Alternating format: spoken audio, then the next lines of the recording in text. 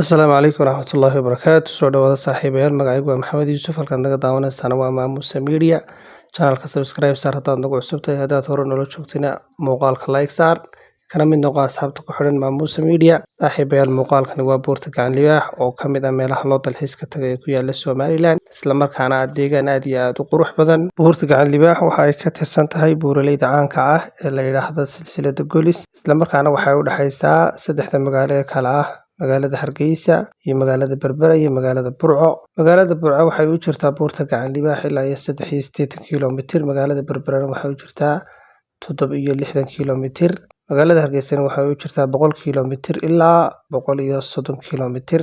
Sidoo kale buurta Gacan Libaax waxay ka tirsan tahay gobolka Saaxil, isla markaana waxa ay jooga badda ay ka sareysaa ilaa 1700 oo mitir.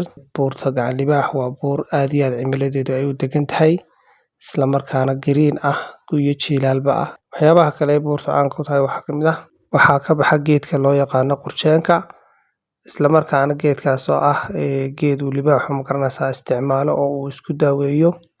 Marka dadka deegaanka waxay sheegeen in libaax waqtiyada qaarkood uu yimaado isagoo oo soo doonanaya geedka, laakiin hadda waxyaabaha ku nool waxaa ka mid ah shabeelka, goodirka, sagaarada iyo xayawaano kaloo yaryar. Haddaba saaxiibayaal, daawasho wacan.